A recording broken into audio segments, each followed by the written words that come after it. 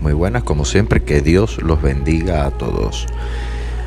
Hoy vamos a hablar sobre iglesia, educación sexual, homosexualidad, y vamos a empezar a diferenciar algunos términos, algunos dogmas, algunas creencias y algunas costumbres que se van haciendo y que esta iglesia no está ajena. Voy a empezar por un tema que ha saltado la duda, que se llama la adelfopoiesis, pero que hace muchos años le decían agiopoiesis. Es decir, pero agiopoiesis era como una unión de Dios, con la divinidad, y después derivó a que se llame adelfopoiesis, que sería como hermanos, un trato de hermanos. Este tema siempre ha suscitado una gran pregunta. La adelfopoiesis ¿es un matrimonio homosexual o es un rito de hermanamiento?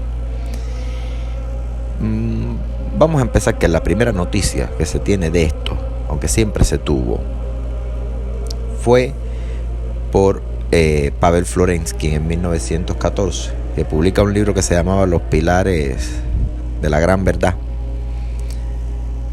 y citaba los elementos de rito que ya se sabían cuáles eran los elementos de rito, que por cierto son muy bonitos y sí se pueden adecuar a una boda homosexual, se pueden adecuar a esto.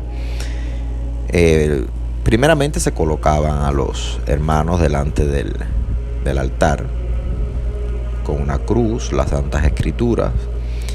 El mayor de los dos se colocaba a la derecha y el menor, más joven, a la izquierda. Ese orden de los mayores a la derecha y los menores a la izquierda siempre ha sido una costumbre dentro de la iglesia. Incluso cuando, en mi caso, el patriarca se sitúa, pues siempre nos situamos, siempre los obispos se van a situar a mi izquierda junto con los sacerdotes y así. O sea, siempre van a mi izquierda. De forma que ya llega un momento en que no tiene que ponerse en el centro para no quedar en la punta de la foto. Los hermanos se colocaban, se hacían una especie de moniciones, letanías, para que los dones nos recuerden esos dones del Espíritu Santo, ese don del amor. Se recordaban algunos ejemplos de amistad dentro de la iglesia, un poco de historia, se hacían discursos, palabras muy sentidas. Por la cintura se les ataba con un cinturón, y las manos se ponían las manos derechas sobre los evangelios y en la izquierda se daba una vela en forma de luz. Esto era algo muy simbólico, muy bonito, lo sigue siendo, es una joya que tenemos de los primeros cristianos en Grecia. Se leían las cartas de Pablo a los Corintios, sobre el amor, los evangelios de Juan, etc. Continuaba un Padre Nuestro, la Santa Eucaristía. Ellos tomaban una copa común, parecido al rito mozárabe que hacemos hoy, que se ha ido adaptando. Después se les conducía alrededor del altar, donde estaba la cruz, todo esto, y se cantaban los troparios. Los troparios son, vamos a decir, como pequeñas frases. Y decía: Señor, mira desde el cielo y ve, Señor, mira desde el cielo y ve. Esto se va acompañando de algunos rezos, de algunas letanías y de algunas moniciones. Luego se intercambiaban los besos en la mejilla. Eso era el estilo europeo, ¿no? Besos en la mejilla. Y se dice que se cantaba luego el Salmo 133. Es una ceremonia muy bonita, se puede adaptar a un matrimonio homosexual, ¿cómo que no? Pues recuerden que cuando se casan dos cristianos, no solo se están casando dos cristianos, se están casando dos hermanos en Cristo. Y por tanto, pues es una ceremonia que sí se puede adaptar muy bien. Ahora, si esto se usó como una forma de unión homosexual o no, va a estar en base a esto que nos dicen que era una oración que se hacía. La oración la tengo, se las puedo decir. Decía: Dios Todopoderoso, que fuiste antes que el tiempo y serás por todos los tiempos, que se rebajó a visitar a los hombres a través del seno de la Madre de Dios y Virgen María. Envía a tu santo ángel a estos tus servidores, se decían los nombres, que se aumente el uno al otro, así como tus santos apóstoles Pedro y Pablo se amaban, y Andrés y Jacobo, Juan y Tomás, Jacobo, Felipe, Mateo, Bartolomé, Simón, Tadeo y Matías, y los santos mártires Sergio y Baco, así como Cosme y Damián, no por amor carnal, sino por la fe y el amor del Espíritu Santo, que todos los días de su vida permanezca en el amor por Jesucristo nuestro Señor. Amén. Muy bella oración, pero aquí hay un problema. Se empezó a entender entonces que Pedro y Pablo se amaban. ¿De qué forma se amaban? Bueno, pues que eran pareja. Andrés y Jacobo, Juan y todo, pues también.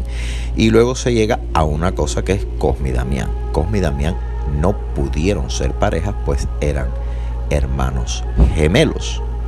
O sea, decir que Cosme y Damián eran una unión marital, pues ya estaríamos hablando de palabras muy graves como es el incesto.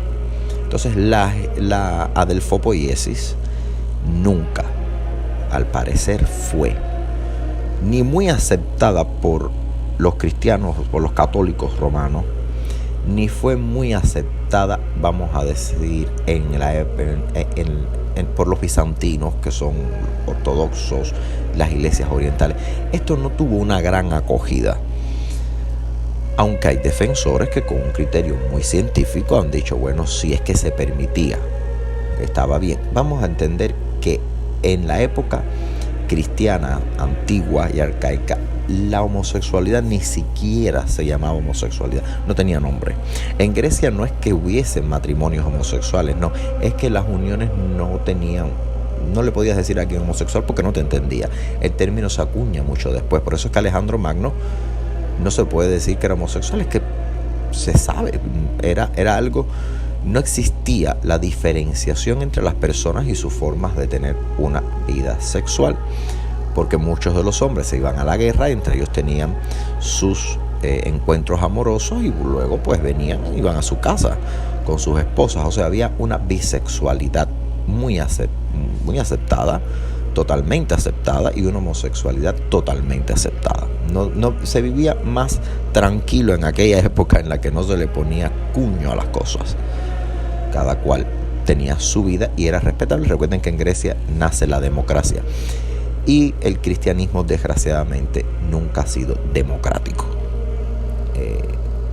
Su esencia en Cristo es liberadora, es libre y por tanto es demócrata, pero a la hora de implantarlo, pues la iglesia tomó caminos que no debimos haber tomado. Y debimos, ¿por qué? Porque la iglesia somos todos y todos damos puntos de vista. Esto se los explico porque en nosotros, que sí practicamos nuestra iglesia junto con 15 iglesias católicas autocéfalas más, incluso algunas católicas ortodoxas que han adquirido la autocefalía con su patriarca, pues realizan matrimonios entre personas del mismo sexo y utilizan a veces estas vamos a decir, estas costumbres, estas lindas tradiciones, como esta que les he contado, pero adaptada. Lo cual quiere decir que una adaptación es algo que existe, pero que yo lo llevo a un fin que es el que me interesa. Es válido, adaptamos todo en la vida, adaptamos los autos, adaptamos todo, pero la esencia de la adelfopoiesis no está clara. O sea, no podemos decir hay un rito homosexual, no lo hay. Y cuando lo haya, pues entonces habría una diferenciación entre las personas. Nuestra iglesia por eso hace este rito, como no se ha practicado, por la belleza de los rezos, por la belleza de la ornamentación. Pero realmente se celebra también el matrimonio de rito mozárabe y se van omitiendo algunas cosas, pero sí se realiza el matrimonio homosexual, como no, y lo realizamos y no hay problema con esto. Ahora, la cuestión es a quién se lo realizamos, o sea, a quién se lo realizamos, no, a quién le ofrecemos la posibilidad del sacramento del matrimonio. Pero antes de hablar de esto, voy a ir a un caso que era el que me preocupaba y decía, tengo que hacer un podcast y hablar de esto. Y es el caso de San Sebastián, mártir. San Sebastián, déjenme decirle que aparece igual en un árbol como San Pantaleón, Y a veces lo confunden, a veces uno dice, este es San Sebastián y no, es San Pantaleón, y porque los dos aparecen con su martirio atados a un árbol. Lo único que, para que usted note la diferencia, San Sebastián está atravesado por flechas, 3 o 4. Esto siempre cambió, 3 era por la Santísima Trinidad, después se puso la 4. Bueno, perdón, entonces resulta que un día estaba yo leyendo y me dice un obispo, no de la iglesia, tú solo me dice, oye, ¿sabes qué? Hay un patrón para los homosexuales que es San Sebastián. Digo, qué bueno que haya una imbricación entre la iglesia, los santos de la iglesia y las comunidades, sobre todo la comunidad LGBT, IQ+, pues, ha ido aumentando. Se ha entendido la complejidad del ser humano, de nuestra perfección en nuestra complejidad. Somos perfectamente complejos. O sea, Dios nos hizo perfectos, complejos, solo Él nos entiende. Por eso es que nosotros no podemos realizar juicios de criterio sobre persona alguna, porque solo Dios nos entiende. Solo Él sabe lo que hay en nuestro corazón y en nuestra mente, incluso antes de que lo pensemos. Y para eso léanse el Salmo 139, que es bello y explica muy bien esto. Resulta que, bueno, no trasciende, y me van contando una exposición que se había hecho de San Sebastián para la comunidad LGBT. Bueno, me interesa mucho el arte, pero veo las imágenes y veo un grupo de jóvenes imitando la pose de San Sebastián en un árbol, pero la imagen sugería más un cuerpo que la realidad del santo. Y es ahí donde empiezo a ver que estaba tomando el barco un rumbo muy distinto. Cuando indago, me dicen que es patrón de la homosexualidad porque él siente placer en el dolor de su martirio, y que la homosexualidad, pues bueno, las relaciones son así, se experimenta un dolor en el sadomasoquismo, en ese dolor, pero además se disfruta. Y esto no es algo que yo pueda decir sin que me cause a mí mismo vergüenza, porque está en muchos textos, pueden buscarlo, busquen San Sebastián como ícono, y veo que empiezo a leer un señor de Japón que se decía que San Sebastián era como patrón de lo que conocemos como sadomasoquismo, o sea, el dolor en el placer. Y decía yo, esto está tomando un cariz completamente distinto al que se debe tomar. Pero no obstante, busqué y me encuentro con una revista de los años 80. San Sebastián es patrón de las pestes, o sea, de las enfermedades estas que se propagan como el COVID, etc. Y me encuentro en una revista Muhammad Ali, el gran boxeador, que había hecho una portada como San Sebastián, o sea, haciendo una imitación a San Sebastián. Me alegro, Muhammad Ali siempre fue una persona, una mente un poco más cerrada con respecto a la homosexualidad, y él rompe ese tabú cuando la epidemia rosa, se llamaba epidemia rosa al SIDA, a la pandemia de SIDA, que se decía que era una enfermedad de homosexuales y que era el castigo y la ira de Dios. Vamos a entender, ninguna enfermedad, ninguna plaga que ha azotado la tierra es castigo de Dios. Dios nos envió el COVID, entonces si Dios odiaba a los homosexuales, pues odió mucho a la humanidad también con los viejitos, porque el COVID realmente quienes no pudieron aguantarlo fueron los viejitos, sobre todo los ancianos. Entonces siempre digo, Dios no pone ninguna plaga, Dios no castiga a sus hijos, Dios siempre ama. Y cuando hace las cosas nos da una prueba, una muestra, un aprendizaje. Y el COVID nos sirvió para eso, para que Dios dijera, ¿qué están haciendo? ¿Están haciendo bombas y armas? Pues no, yo les he dado la ciencia a los médicos, les he puesto en sus manos instrumentos, les he dado una mente, una ciencia, utilícenla en bien del mundo. Y por eso es que se creó una vacuna en menos de un mes. Están los que son negacionistas, bueno, respetable todos los criterios, pero Dios lo que dijo fue eso: ámense. ¿Cuántos viejitos se murieron solos? ¿Cuántas veces no aprendimos a tener responsabilidad de usar un nasobuco para no enfermar a nuestros abuelos? ¿Cuánto amor no hubo en el COVID? Y lo vencimos, y Dios nos demostró: en la unión está la fuerza. Cuando el hombre quiere y se une, vence todo. Y lo vencimos. Todavía seguimos luchando, pero la vacuna estuvo porque los científicos se unieron más allá de sus ideologías, más allá de sus conocimientos, más allá incluso de su poder adquisitivo. Nos unimos y vencimos y salimos mejores. Perdimos mucho, pero ganamos mucho. Dios dijo, ahí está la ciencia, sí se las di. Yo no los he defraudado, yo les di la ciencia. Úsenla no para hacer bombas, úsenla para curar a su prójimo. Y salieron las vacunas y los primeros planes. Y nos tocó la fibra de decir, me intereso por mi vecino. No me hablo con él, pero es un ancianito. Tengo que ir a su casa a llevarle comida. Y empezamos a tener responsabilidad con nuestros mayores, con nuestros niños, con la sociedad. Entonces, ¿qué demostró Dios? Que la ciencia que nos había puesto en las manos era verdadera, que no nos había dejado solo y que en la unión estaba la fuerza, una unión entre los hermanos, en amar al otro como a ti mismo, como hicieron los profesionales de la salud y otros tantos que ameritan no una bendición, sino miles. El caso es que cuando llega el tema del SIDA, se decía que San Sebastián de Aparicio San Sebastián de Aparicio es otro, San Sebastián mártir, iba a curar de la pandemia. Y ahí entendí un poco por qué la comunidad tenía esta relevancia, este aspecto de emocional con San Sebastián. Pero bueno, hay otros santos que curaban las pestes y tal. Resulta ser que en algunas marchas reivindicativas del orgullo LGBT, pues ahora aparece la imagen de San Sebastián con el movimiento, lo anoté, BDSM, y es como una especie de, en la homosexualidad, en el placer hay dolor, hay placer en el dolor, y se ha tornado esto en un libertinaje que es poco digno. No podemos decir que esto puede ser permisible desde esa óptica.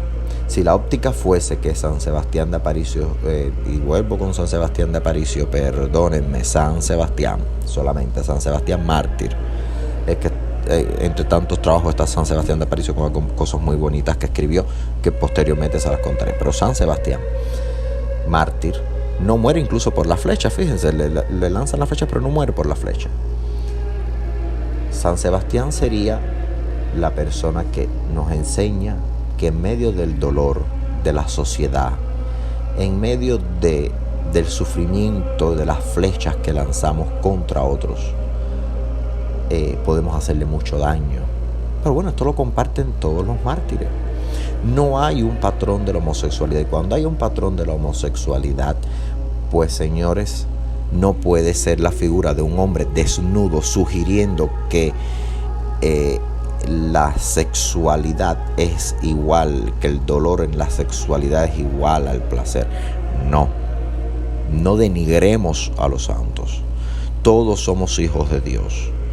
Todos respetamos. Entonces, el respeto ante todo. Yo no le niego a nadie. San Sebastián, ¿crees que es tu protector? ¿Crees que es tu patrón?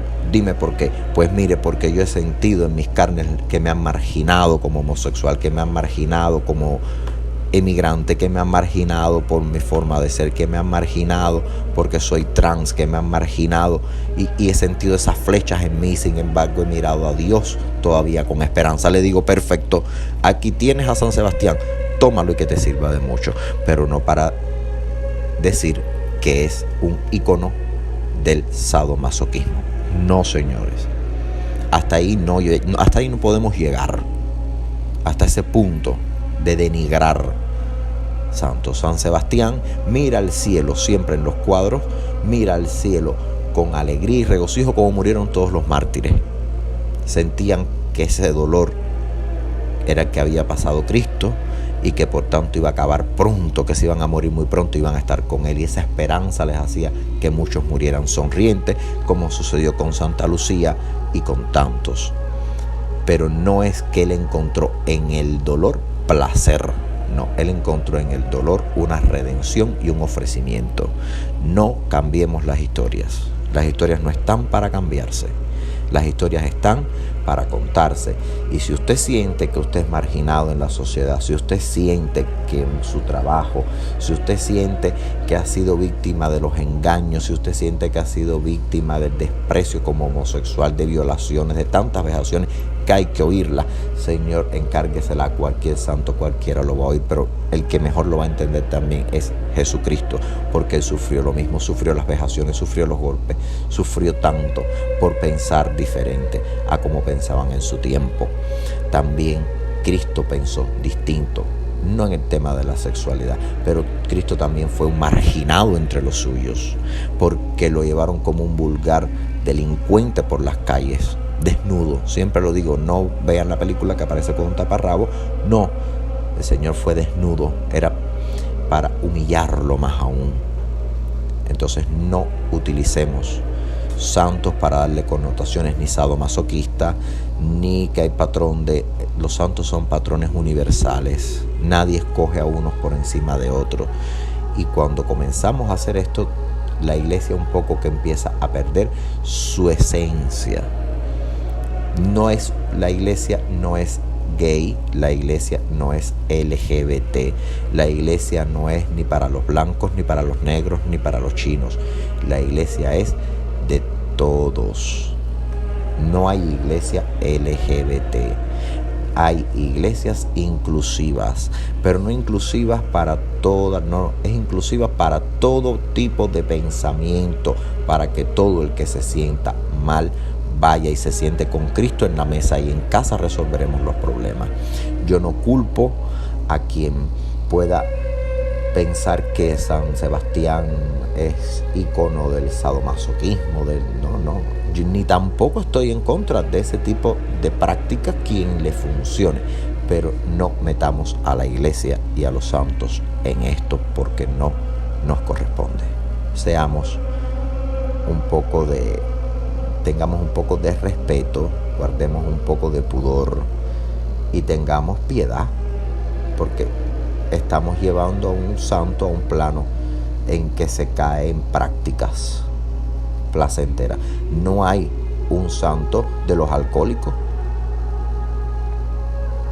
Pero sí hay un santo que cura las enfermedades del alcohol. Una persona, vamos a poner un patrón de una sociedad de alcohólicos, ¿cuál tú crees que sea? Bueno, yo creo que he sufrido un martirio muy grande, porque en la sociedad, mientras yo era alcohólico, claro, vamos a entender, el alcoholismo es una enfermedad, la homosexualidad no. A lo que me refiero, para que se entienda, es que el santo es patrón de los dolientes, de los problemas. No es un marketing, no es una figura pública, no es un sketch para que las personas compren objetos sexuales. Y ya lo he visto en la figura de San Sebastián, lo que han hecho con ella. No, señores.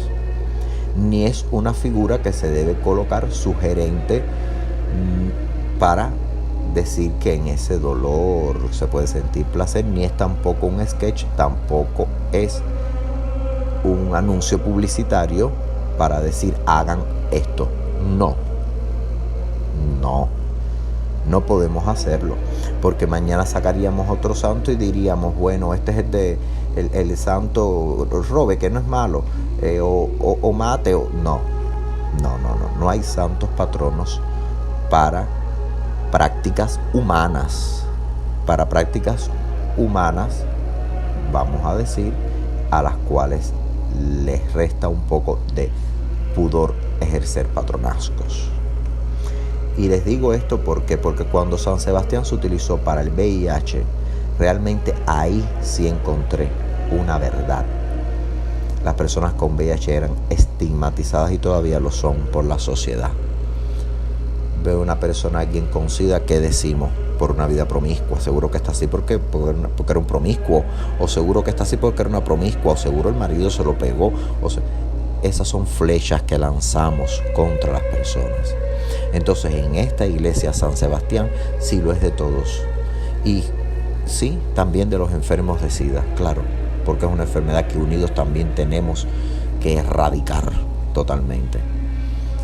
pero no es un sketch que pueda estar en una caja de condones, ni tampoco es una imagen que debe estar en un sex shop, y mucho menos en una galería de arte erótico, porque no es lo que buscamos.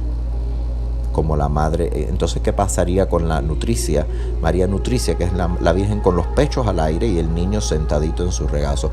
Vamos a decir que es también una imagen erótica, una madre que le da alimento a su hijo Cristo y que le decimos nutricia. ¿Por qué?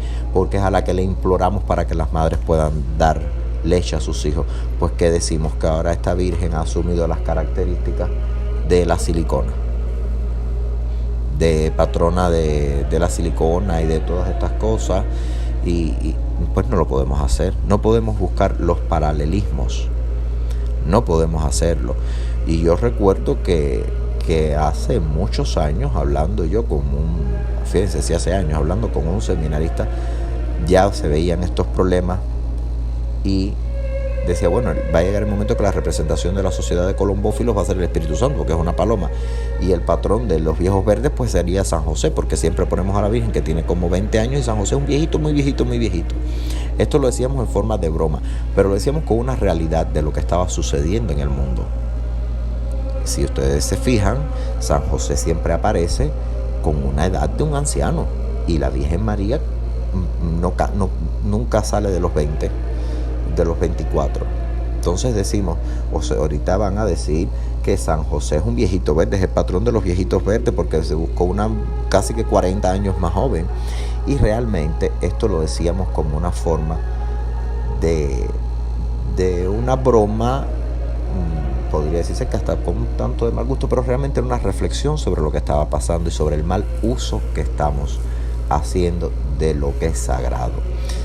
Señor, señora, usted puede en esta iglesia incluso ser patriarca, matriarca, obispo y ser una persona homosexual. Eso no tiene ningún problema. Usted puede tener una vida plena. Dios no se fija en lo que usted practica entre cuatro paredes en su lecho, sino en lo que sale de usted, en lo que sale de su boca, de sus manos y de sus actos. Si estas cosas se cumplen, bien. Con esto hablo de la educación sexual también. Hay que educar en la sexualidad, en una sexualidad respetuosa, porque estamos adaptados a que muchos hipócritas nos hablen de la homosexualidad y de la homosexualidad y de la homosexualidad. La homosexualidad no es un pecado, pero el adulterio sí, y muchos hombres cometen adulterio. Pero es que el adulterio nos lleva a otro pecado, que es la mentira. ¿Por qué? ¿Por qué el adulterio es un pecado? ¿Por qué la homosexualidad no lo es? Bueno, la homosexualidad no es un pecado primeramente porque es una naturaleza que va en la condición humana. Nadie lo escoge. Nadie escoge, yo voy, me levanté y quiero ser esto. Oiga, porque el que se levante y diga en un país, sobre todo los que tienen sentencias duras, yo soy homosexual porque me dio la gana y lo escogí, oye, es una persona que quiere morirse. ¿Qué afán de esa persona por morirse? O sea, es algo que nace en la complejidad en la que Dios nos ha creado y que solo Él nos entiende. Pero el adúltero no. El adúltero puede perfectamente controlar y refrenar sus actos, porque el adulterio trae otro pecado que he dicho ya, que es mentir. Porque cuando usted adultera y su señora o su esposo se entera y le dice, oye, me estás engañando, y uno dice no, pues ya está mintiendo.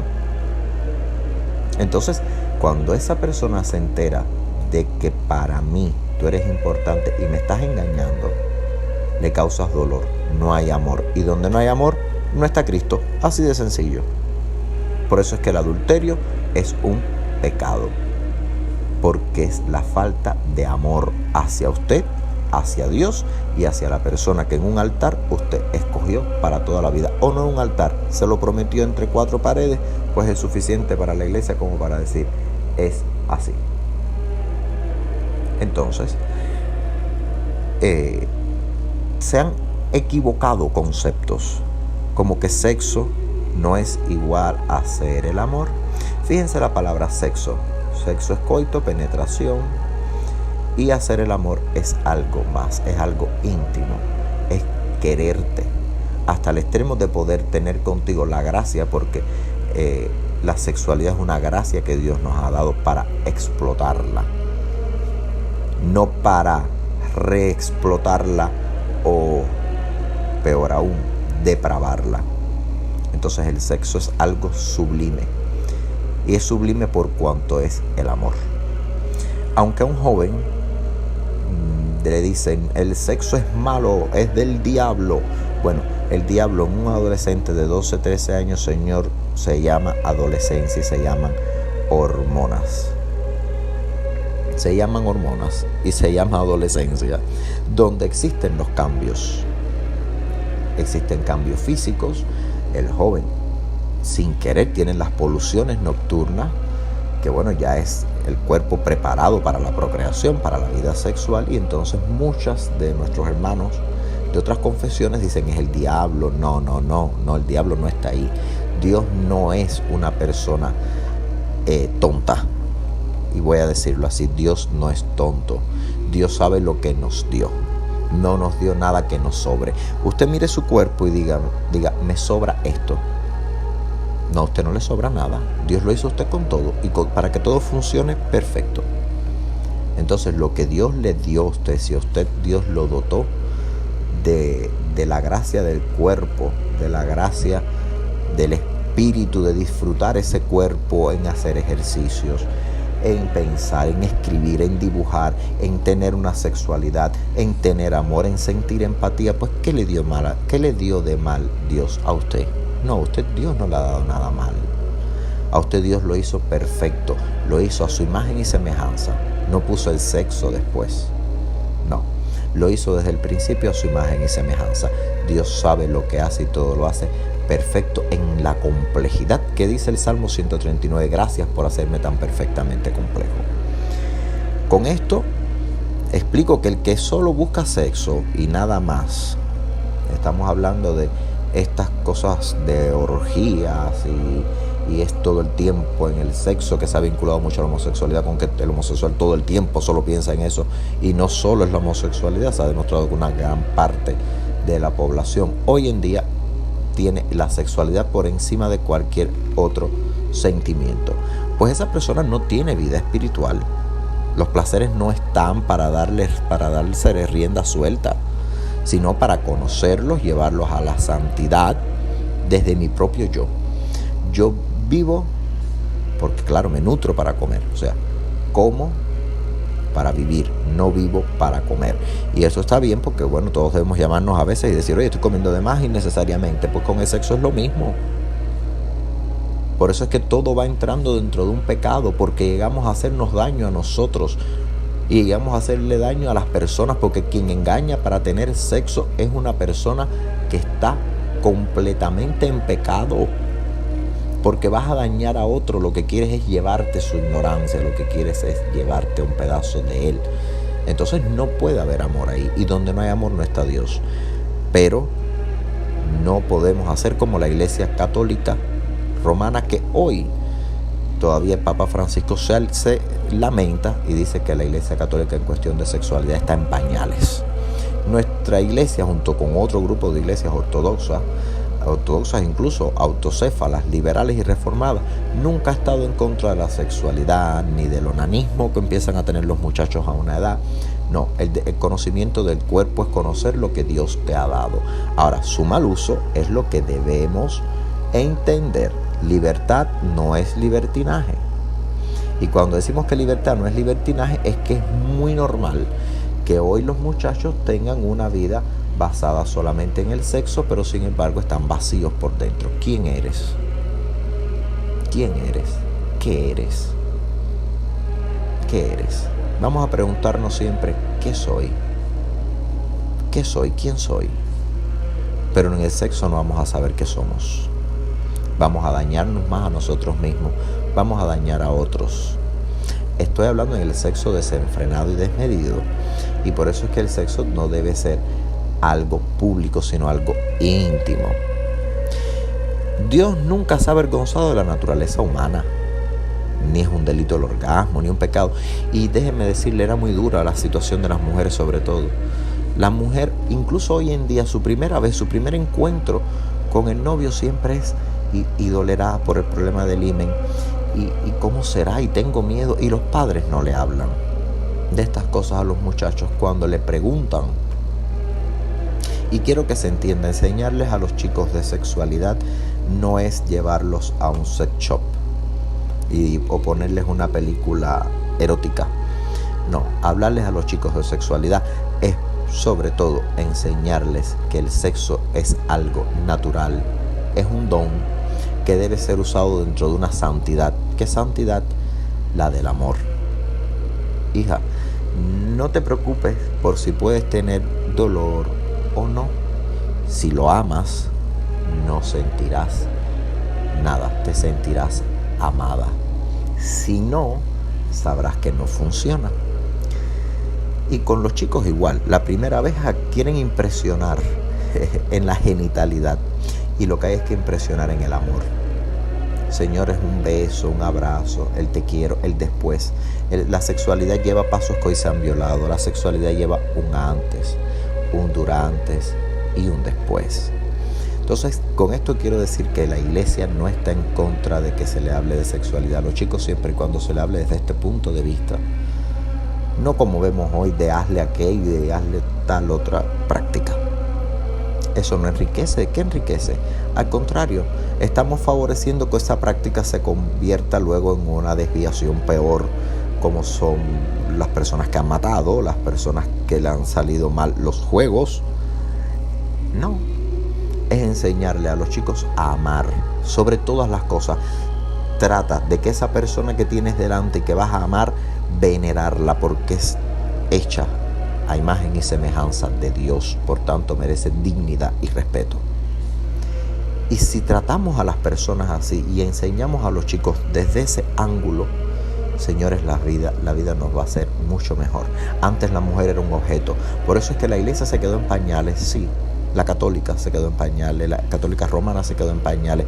Sin embargo, las católicas liberales empezamos, que la gente piensa que liberal es libertinaje, y ya estoy explicando que no, y creo que se ha dado cuenta en este podcast.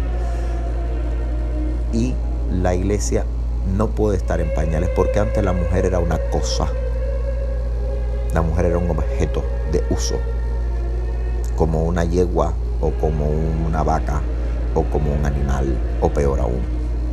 Eso era la mujer antes. La mujer no sabía con lo que se iba a encontrar. Las mujeres se enfermaban a veces de enfermedades infectocontagiosas, no sabían ni qué era. La mujer no sabía lo que sucedía la noche de bodas, tenían miedo. La iglesia liberal, en nuestro caso, no le dice a nadie, ve y acuéstate, no, pero se le debe explicar, no tengas miedo, tú tienes tu dignidad como mujer, no debes forzar las cosas. Empoderamiento. El empoderamiento no es crear feminazis como las personas le dicen, no, es que la mujer tenga conciencia que ella también es hija de Dios a su imagen y semejanza, por tanto merece ser amada. Eso es lo que me refiero con educación sexual. Y cuando hablo de educación sexual también entra la parte espiritual del ser humano, donde no podemos coger los santos para juegos o para excusas para cosas que no deben serlo. La sexualidad debe ser siempre mejor que ayer, no peor. La sexualidad debe ser siempre mejor que la de ayer, no que la de hoy, en cuanto a educación. Con esto les quería explicar primeramente el tema de la adelfopoiesis, después el tema de San Sebastián y hacerles entender algo. Nuestra iglesia es una iglesia inclusiva como otras tantas 15, incluso algunas de rito ortodoxo puramente. Proclamamos la liberalidad en el aspecto de devolverle al ser humano la dignidad que no tenía. Entender que lo que ayer podía ser un estigma, hoy no podemos verlo así. Pero es una iglesia liberal, no libertina. Mucho cuidado. Ojo, nuestra iglesia no es libertina, sino liberal. Dignifica al hombre, no pervierte al hombre. Y eso creo que es lo más importante que deberían saber. San Sebastián, que también nos cuida y nos proteja mucho, vamos a darle un uso en nuestra aflicción y no en nuestros fetiches. San Sebastián no es un fetiche, como tampoco lo era Santa Teresa, que tenía los famosos éxtasis. no vamos a cosificar a los santos, porque seguimos reivindicando unas cosas y es vestir un santo para desvestir otro. Con esto, que Dios los bendiga, que sepan, sobre todo porque muchos temas de la iglesia se tocan y muchas personas podrían presuponer, esta es una iglesia que promueve. No, nosotros promovemos la inclusión. La homosexualidad no es una enfermedad, la homofobia sí, lo decimos. En el clero hay homosexuales, los tenemos, personas casadas, personas responsables, personas buenas, personas a las que Dios ve en su cuerpo y en su mente y viven una vida plena y feliz y veneran como se deben venerar las cosas que son santas. Al César lo que es del César y a Dios lo que es de Dios. Con esto termino el podcast, espero que se haya entendido. Si tienen alguna duda, por favor escribir a patriarcadodemagdala@gmail.com. Sus dudas, si puedo, serán evacuadas, y que Dios los bendiga. Hasta un próximo encuentro.